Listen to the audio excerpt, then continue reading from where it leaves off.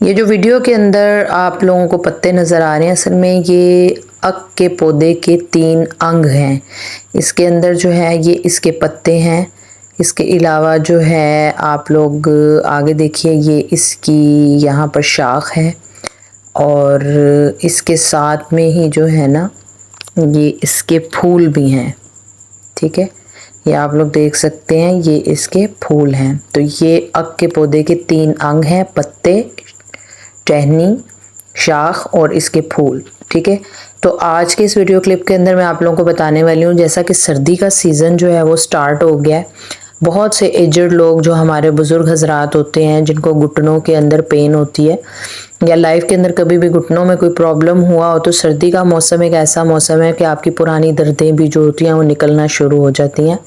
तो उसके लिए एक ज़बरदस्त किस्म की रेमेडी आप लोगों के साथ शेयर कर रही हूँ, जिसको आप लोगों ने आखिर तक ज़रूर देखना है ताकि आप लोगों को इससे भरपूर फ़ायदा हो, और साथ में शेयर भी कर दीजिएगा ताकि आपके साथ साथ और लोगों को भी इसका फ़ायदा हो।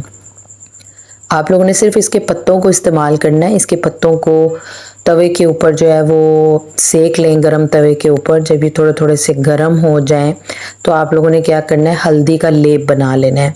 हल्दी के लेप को आप लोगों ने इसके पत्तों के ऊपर अच्छे तरीके से सारा लेप कर लेना, पूरे का पूरा जो है वो इसको कवर कर देना लेप करके हल्दी के साथ। उसके बाद इसको अपने घुटने के ऊपर रखना है और किसी भी डोरी से, धागे से या किसी भी चीज़ से उसको अपने घुटनों के ऊपर बांध लें।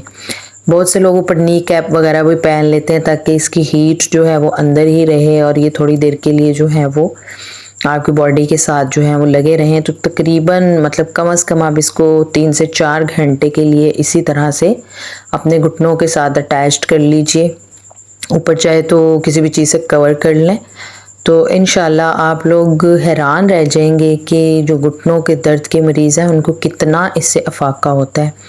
तो सिर्फ वही लोग नहीं जो बुज़ुर्ग हैं, इसके अलावा वो तमाम तर लोग जिनको घुटनों का प्रॉब्लम है, आप भी इसको जो है वो इस्तेमाल कर सकते हैं और इससे भरपूर फ़ायदा उठा सकते हैं। दुआ में याद रखिए। अस्सलामु अलैकुम वरहमतुल्लाहि वबरकातुहू।